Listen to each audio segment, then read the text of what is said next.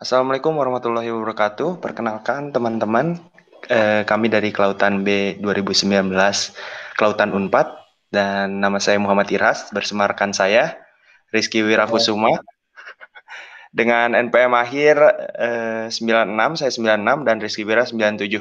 Dan pada kesempatan kali ini, kami ingin berbagi ilmu mengenai materi meteorologi dan klimatologi, yaitu materi komposisi atmosfer. Yang pertama-tama akan dijelaskan langsung oleh Rizky Wira. Komposisi atmosfer merupakan salah satu ilmu penting dalam meteorologi dan klimatologi. Perintis awal yang memperkenalkan ilmu tentang atmosfer adalah Leon Teixeira de Bord, seorang berkebangsaan Perancis yang lahir pada 5 November 1855, dan Richard Assmann, seorang berkebangsaan Jerman yang lahir pada 13 April 1845. Mereka berdua merupakan ahli meteorologi pertama pada era modern. Ilmu yang mempelajari atmosfer yang meliputi cahaya, udara, suhu, dan lain-lain disebut dengan meteorologi. Meteorologi mencakup fisika dan kimia atmosfer dengan fokus utamanya terhadap perakiraan cuaca. Selain itu, terdapat juga klimatologi yang berkaitan dengan atmosfer, di mana klimatologi mempelajari ilmu perubahan atmosfer, baik dalam jangka pendek maupun jangka panjang. Jadi dapat disimpulkan bahwa atmosfer berkaitan dengan cuaca dan iklim yang terjadi di bumi. Ilmu yang mempelajari tentang atmosfer juga berkaitan dengan ilmu planet dan juga ilmu satelit. Jadi, semua cuaca dan iklim yang terjadi di wilayah tertentu di bumi bergantung terhadap atmosfer, beserta komposisi-komposisi yang ada di atmosfer. Komposisi atmosfer merupakan penyusun utama atmosfer yang menyebabkan atmosfer dapat berinteraksi dan bekerja dengan unsur-unsur yang ada di bumi. Maka dari itu, komposisi atmosfer merupakan ilmu yang sangat penting untuk dipelajari. Next.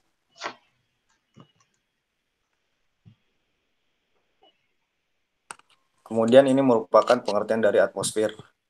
Pengertian dari atmosfer bisa dibedakan menjadi dua, yaitu secara bahasa dan secara definisi.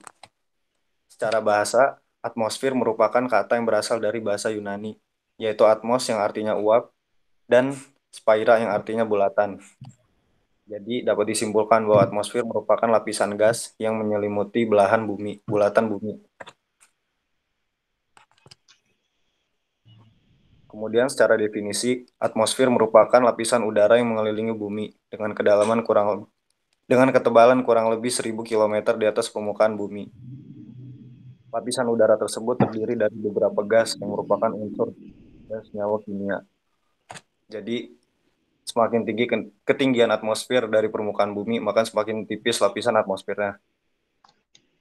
Kemudian, atmosfer itu terdiri dari campuran gas yang memungkinkan adanya kehidupan di bumi dan melindungi bumi dari benturan-benturan benda luar angkasa seperti meteor.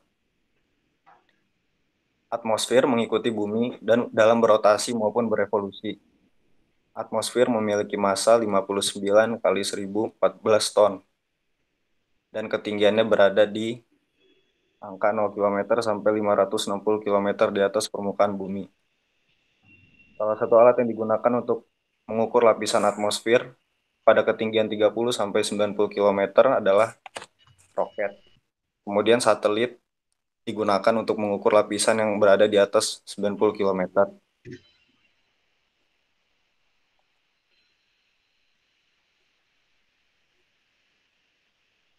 Kemudian instrumen lain yang digunakan antara lain adalah radio, balon cuaca, dan laser. Balon cuaca hanya digunakan pada ketinggian tertentu di atas permukaan bumi. Radio dan laser menggunakan gelombang elektromagnetik untuk menghitung dan memproses data lapisan atmosfer. Next.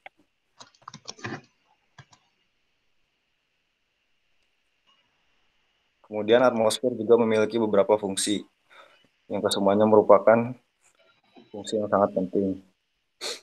Yang pertama adalah melindungi kehidupan yang ada di bumi. Jadi atmosfer merupakan pelindung eksternal utama bumi yang dapat melindungi kehidupan di bumi dari radiasi matahari. Bisa dibayangkan betapa mengerikannya kehidupan di bumi jika radiasi matahari tidak memiliki suatu perantara. Selain itu, atmosfer juga dapat mencegah hilangnya panas dari bumi pada waktu malam hari. Yang kedua adalah menghambat benda angkasa yang melewati bumi. Jadi benda-benda angkasa itu merupakan benda-benda yang tidak terprediksi ukuran dan kekuatannya, sehingga akan sangat berbahaya jika mengenai permukaan bumi. Maka dari itu, atmosfer berfungsi untuk memanaskan dan menghancurkan benda-benda angkasa tersebut. Contohnya adalah meteor, sebelum benda-benda tersebut mencapai permukaan bumi. Kemudian yang ketiga itu ada menyebabkan adanya gejala cuaca, erosi, dan pelapukan. Jadi atmosfer merupakan komponen yang sangat berkaitan dengan gejala cuaca, erosi, dan pelapukan batu-batuan. Cuaca pada suatu daerah di bumi tergantung terhadap kinerja atmosfer yang ada di atasnya. Sedangkan cuaca berkaitan erat dengan erosi dan pelapukan batu-batuan. Tanpa erosi dan tanpa adanya pelapukan batu-batuan, tanaman yang ada di bumi tidak akan bisa tumbuh. Kemudian yang terakhir yaitu membantu tanaman untuk menghasilkan karbohidrat.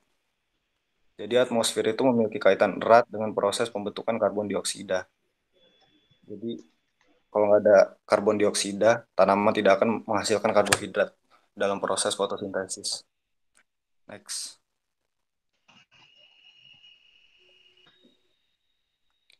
Kemudian ada struktur vertikal atmosfer. Yang pertama, atmosfer dipengaruhi oleh gaya tarik bumi. Jadi gaya tarik bumi yang menarik benda-benda di angkasa sekitarnya membuat benda-benda tersebut hancur karena atmosfer dan tidak menabrak planet-planet lain. Kemudian yang kedua, atmosfer bersifat kompresibel, yang berarti densitas maksimum berada di bawah dan semakin tipis ke atas sehingga tidak dapat dibedakan dengan gas dari planet lain. Jadi maksudnya di sini, densitas maksimum dari atmosfer itu selalu berada di bawah. Dan jika semakin tinggi ketinggian suatu atmosfer, maka semakin tipis lapisan atmosfernya karena bersentuhan dengan gas dari planet lain. Karena itu juga semakin tinggi maka atmosfer semakin sulit dikenali karena bercampuran dengan gas dari planet lain.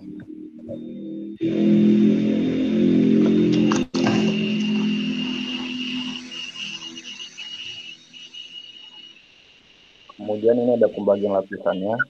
Sebelum saya masuk ke pembagian lapisan yang berdasarkan suhu, saya akan menjelaskan bahwa pembagian lapisan atmosfer itu ada 4. Yang pertama berdasarkan suhu, yaitu troposfer, stratosfer, mesosfer, termosfer, dan eksosfer. Kemudian ada juga pembagian lapisan berdasarkan molekul dan partikel, yaitu lapisan homosfer dan lapisan heterosfer. Kemudian ada juga pembagian lapisan atmosfer berdasarkan reaksi kimia, yaitu lapisan termosfer. Kemudian yang terakhir ada pembagian lapisan atmosfer berdasarkan fenomena ionisasi, yaitu nitrosfer dan ionosfer. Di sini merupakan pembagian lapisan atmosfer berdasarkan suhu. Yang pertama itu ada troposfer. Jadi troposfer itu lapisan yang memiliki perubahan yang ditandai dengan penurunan suhu sesuai dengan ketinggian dan percampuran vertikal. Jadi perubahan di daerah ini itu dipengaruhi oleh ketinggiannya. Kemudian yang kedua itu ada stratosfer. Itu lapisan berlapis yang ditandai dengan percampuran yang sangat lemah. Kemudian ada juga mesosfer, lapisan tengah yang overlap dengan bagian bawah ionosfer, di mana penurunan suhu terjadi sesuai dengan ketinggiannya. Kemudian ada juga termosfer, itu lapisan panas yang ditandai dengan kenaikan suhu dari 0 sampai 1000 sampai dengan. Kemudian ada termosfer, lapisan panas yang ditandai dengan kenaikan suhu dari minus 1000 sampai dengan ratusan atau ribuan derajat Celcius.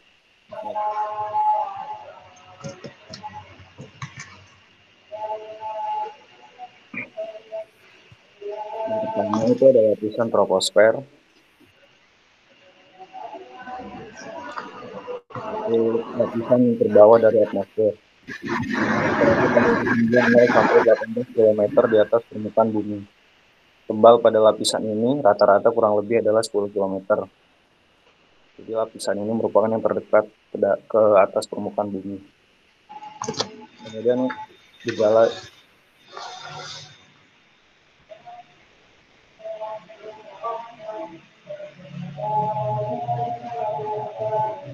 Kemudian lapisan ini juga mempengaruhi gejala cuaca, awan, petir, topan, badai, dan hujan. Kemudian pada lapisan ini terdapat juga penurunan suhu. Kemudian pertukaran panas banyak terjadi pada troposfer di bagian bawah. Karena itu suhunya turun dengan bertambahnya ketinggian. Nilainya berkisar antara 0,5 sampai 10 derajat Celcius tiap 100 meter dengan nilai rata-rata 0,650 derajat Celcius pada setiap 100 meter. Kemudian di daerah Khatulistiwa, ketinggian lapisan troposfer berada di sekitar 18 km dengan temperatur rata-rata minus 800 derajat Celcius. Di daerah kutub, ketinggian itu berada di sekitar 6 km dengan suhu rata-ratanya minus 400 derajat Celcius. Lapisan troposfer yang paling atas yaitu Tropopause, suhu udaranya itu relatif konstan walaupun ada pertambahan ketinggian yaitu berkisar antara minus 550 sampai dengan 600 derajat Celcius. Next.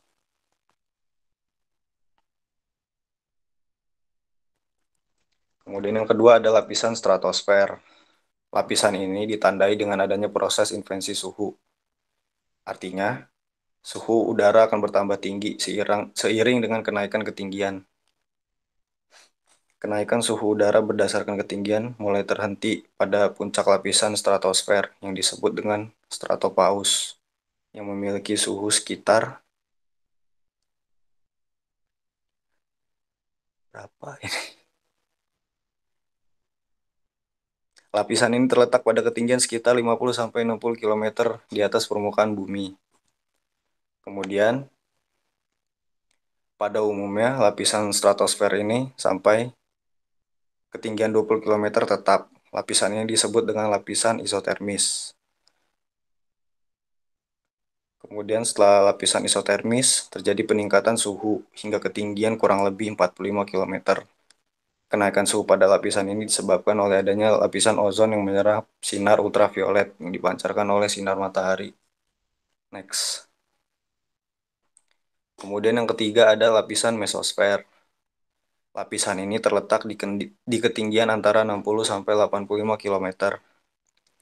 Lapisan ini adalah lapisan pelindung bumi dari jatuhnya meteor atau benda-benda angkasa lainnya.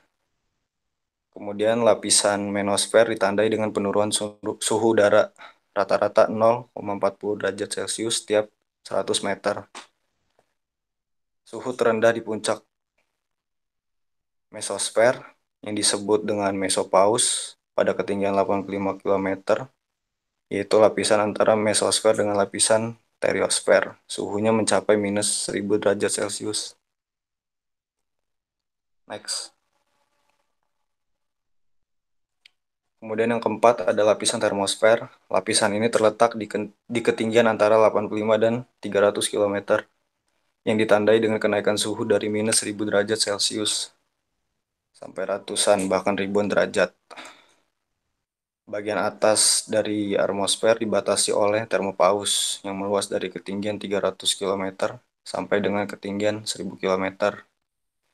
Suhu termopaus konstan terhadap ketinggian, tetapi berubah dengan waktu, yaitu dengan insolasi.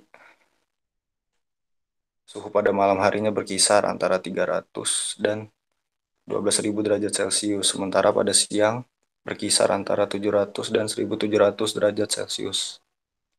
Next. Kemudian yang terakhir itu ada lapisan exosfer atau bisa juga disebut decifasister. Lapisan ini terletak pada ketinggian 800 hingga 1000 km di atas permukaan bumi. Lapisan ini merupakan tempat terjadinya gerakan atom-atom secara tidak beraturan. Lapisan ini merupakan lapisan paling panas dan molekul udara dapat meninggalkan atmosfer sampai ketinggian 3150 km dari permukaan bumi. Lapisan ini sering disebut pula dengan ruang antar planet dan geostasioner. Lapisan ini merupakan lapisan yang sangat berbahaya karena merupakan tempat terjadi kehancurannya meteor dari angkasa luar. Next. Untuk selanjutnya, materi akan dijelaskan oleh Saudara Irhas. Oke, makasih Saudara Wira. Nah, pada kesempatan kali ini aku mau ngejelasin tentang pembagian lapisan atmosfer berdasarkan keberadaan partikel dan molekulnya. Yang pertama itu aku mau ngejelasin tentang lapisan homosfer.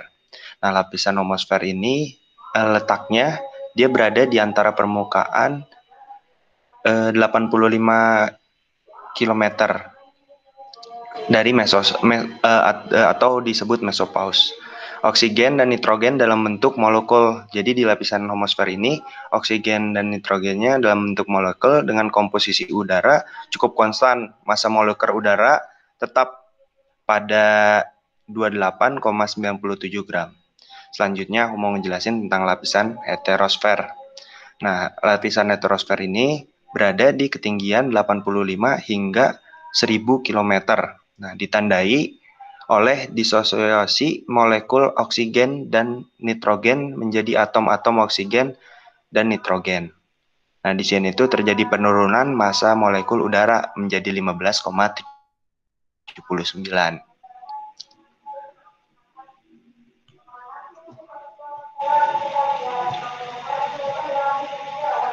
Nah, selanjutnya aku mau ngejelasin tentang pembagian lapisan atmosfer berdasarkan unsur kimianya. Di sini tuh ada lapisan chemosfer. Dia tuh terletak pada ketinggian 20 hingga 100 km. Di sini tuh terjadi pembentukan ozon, disosiasi uap air menjadi dan dan HO. Terus terjadi juga disosiasi molekul oksigen menjadi atom oksigen dan terjadi juga disosiasi molekul nitrogen menjadi atom nitrogen. Nah, selanjutnya aku mau menjelaskan pembagian lapisan atmosfer berdasarkan fenomena ionisasi. Ada dua nih, ada lapisan nootosfer dan lapisan ionosfer.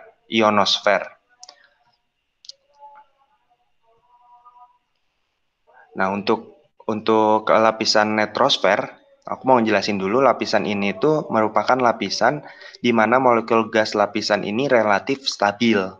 Gas yang berada di dalamnya tidak mengalami ionisasi. Jadi gas di sini itu tidak bermuatan listrik sehingga bersifat netral. Yang kedua kan ada ionosfer. Nah, ionosfer ini lapisan di mana terjadi ionisasi terhadap molekul-molekul gas yang disebabkan oleh pengaruh radiasi matahari, terutama sinar yang berfrekuensi tinggi. Sehingga pada lapisan ini gas-gas terurai menjadi ion-ion bermuatan listrik.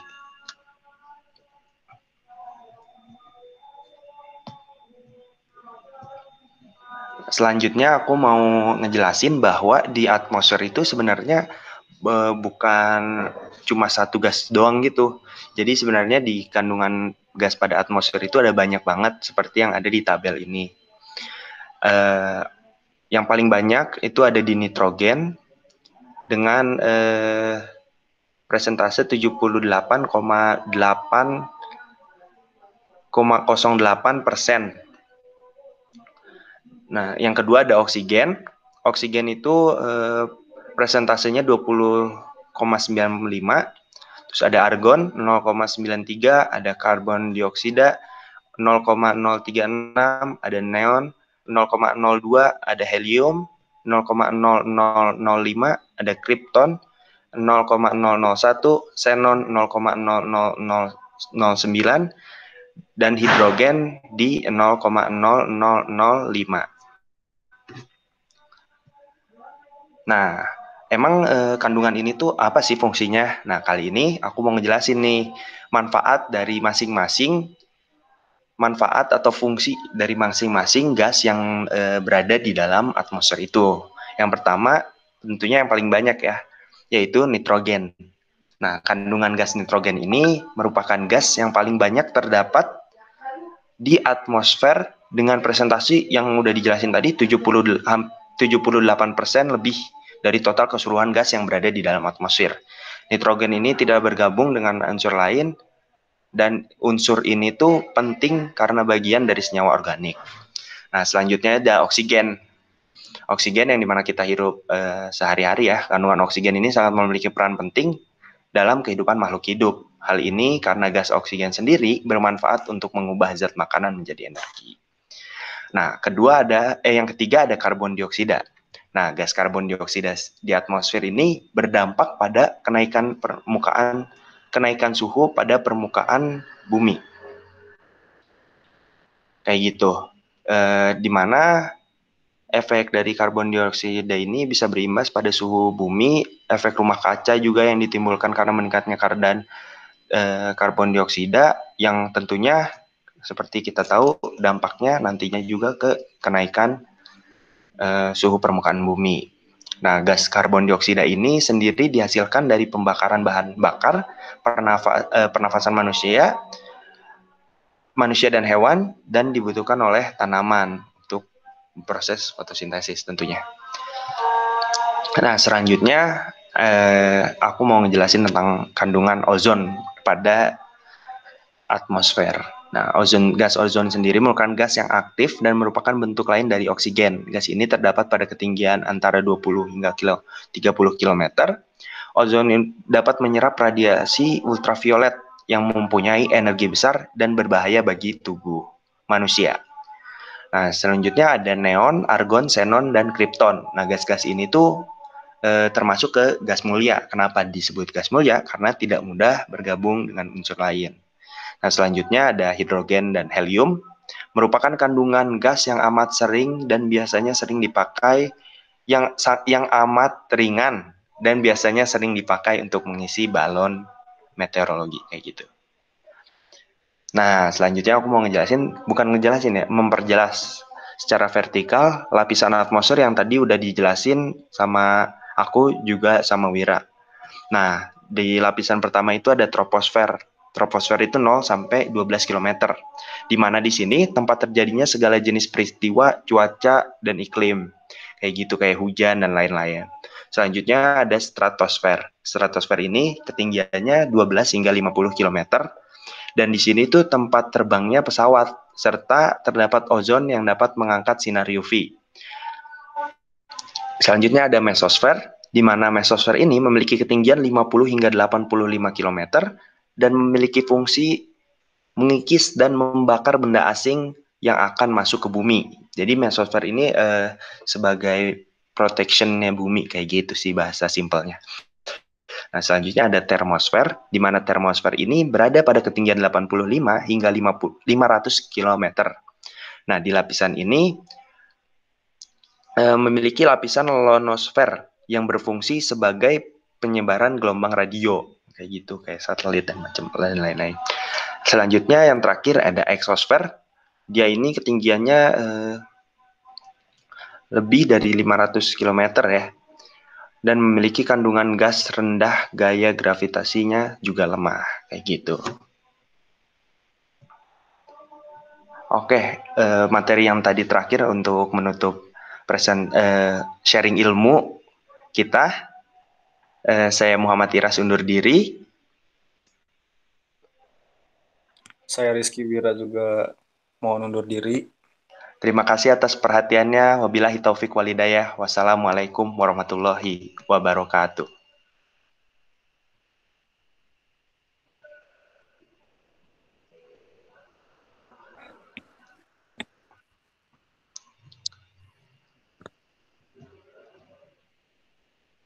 Berapa menit ya?